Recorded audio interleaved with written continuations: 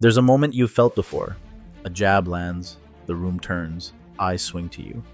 Your heartbeat says, "Explain." That urge is the trap. In status games, explanations are confessions. The man who defends himself accepts the other person's reality and loses the frame. Why defending loses the frame? We think defense restores truth. It doesn't. Rooms follow frames, not facts. The second you say, "That isn't true, let me explain," you move on to their battlefield. You accept their language, their lens, their jurisdiction over your name. Even if you win, you look guilty for trying. High-status people don't race to justify. They hold center. Silence isn't passivity, it's ownership. It says, "Your judgment doesn't govern me." Predator. Silence. Presence over words. When a predator is accused of being dangerous, it doesn't hold a press conference. It looks. Still. Unmoved. That look carries a message. Your approval is irrelevant. You're not trying to be understood. You're establishing presence. Calm, cold, steady. Presence outruns paragraphs. It turns the spotlight from your guilt to their need for your reaction. The social kill shot. Dinner example.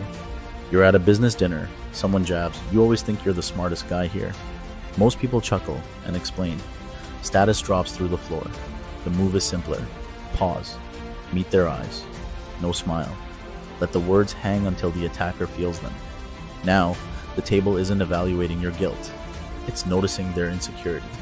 The attack needed your panic to survive. You refused oxygen. Frame flipped, without a word. Mystery beats explanation.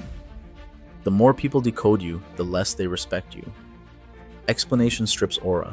Mystery forces projection. And humans overestimate what they can't read. Think of the operators you admire. Economy of expression. Measured eye contact. Action at the right beat. Enemies talk. They listen, then move. Mystery isn't coyness. It's strategic scarcity. The psychology of your silence. When you don't defend, insecure people escalate in predictable stages. First, they repeat the accusation, louder. Then they add new details. Then they look around for allies. Why? Because they built a stage for a fight and you didn't show up. Your stillness hands them a mirror. They become the only noisy thing in the room. Noise signals neediness. Neediness signals low status. Reframe without defending.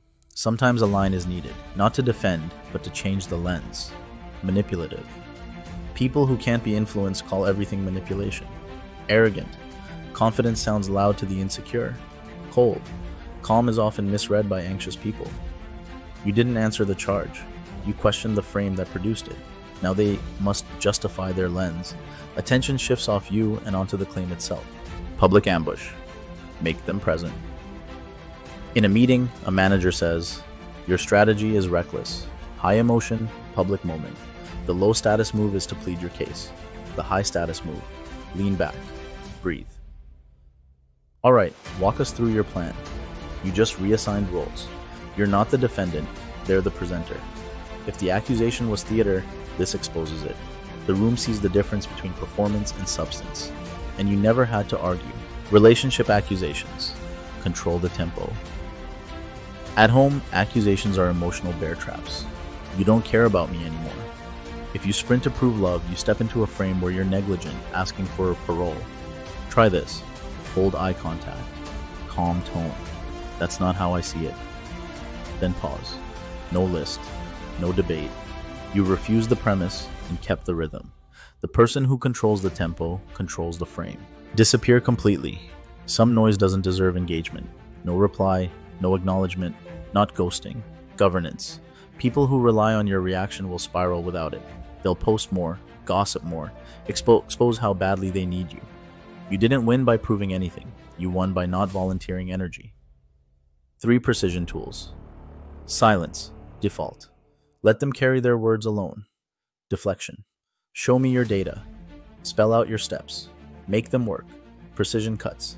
Short lines that end scenes. Noted. Think what you like. Strange how confidence bothers some people. Use once. Move on. These aren't shields. They're scalpels. Aura over approval. A spotless reputation is brittle. One rumor can crack it. Aura is different. Aura doesn't ask to be liked. It forces people to think twice.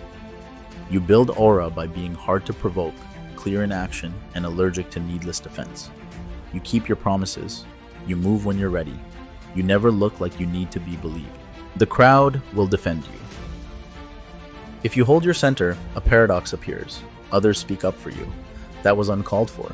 He didn't even react and you're still pressing? People respect composure because it's rare. The crowd becomes a shield you didn't request, and that's better than any speech you could give. Final presence plus what to do. This week, presence is the final stage. Accusations don't stick because your posture says, I don't live under your judgment. Do this now. Pick one environment, work, friends, home, where you usually over-explain. Don't. Hold eye contact. Breathe. Practice one precision cut. Deliver it once. End the scene. When ambushed publicly, deflect. Show your plan. With emotional traps, refuse the premise. That's not how I see it. Pause. If it keeps buzzing, disappear. Your attention is the prize. Don't hand it out. Stop chasing approval. Build aura. From now on, no explanations, no justifications. Only moves that shift power in your favor.